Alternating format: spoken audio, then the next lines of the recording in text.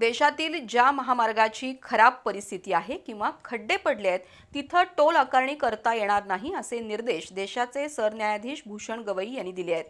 त्यावरून सर्वोच्च न्यायालयानं राष्ट्रीय महामार्ग प्राधिकरणाची कानउघडणी केली आहे।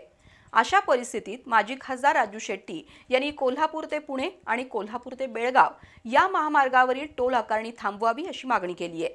त्याबाबतचं पत्र मुख्यमंत्र्यांसह राष्ट्रीय महामार्ग प्राधिकरणाकडे पाठवण्यात आलंय। तसंच राष्ट्रीय महामार्ग प्राधिकरणानं याबाबत कार्यवाही केली नाही तर पुढील आठवड्यात कोर्टात अवमान याचिका दाखल करणार असल्याचं शेट्टी यांनी म्हटलंय। केंद्र आणि राज्य सरकारनं बांधा वापरा हस्तांतरित करा म्हणजेच बीओटी माध्यमातून रस्त्यांचं जाळं निर्माण केलंय, पण अनेक रस्त्यांची कामं अत्यंत निकृष्ट दर्जाची झाली आहेत। केरळमधील त्रिशूर जिल्ह्यातील एका टोल वसुलीला स्थगिती मिळावी अशी मागणी करणारी याचिका केरळ उच्च न्यायालयात आली होती। त्यानुसार केरळ उच्च न्यायालयानं टोल वसुली थांबवण्याचे आदेश दिले। या आदेशाला आव्हान देणारी याचिका भारतीय राष्ट्रीय महामार्ग प्राधिकरणानं सर्वोच्च न्यायालयात दाखल केली। त्यानंतर मुख्य न्यायमूर्ती भूषण गवई आणि न्यायमूर्ती के विनोद चंद्रन यांनी राष्ट्रीय महामार्ग प्राधिकरणाचं अपील फेटाळून लावलं।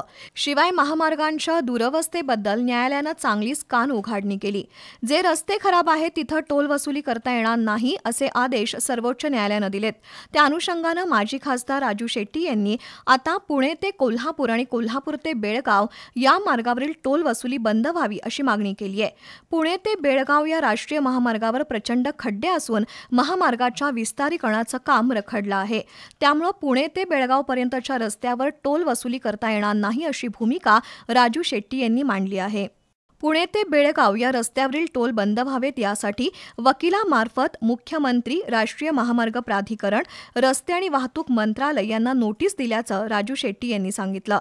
याबाबत येत्या आठवडाभरात कारवाई झाली नाही तर अवमान याचिका दाखल करणार असल्याची माहिती राजू शेट्टी यांनी दिली आहे।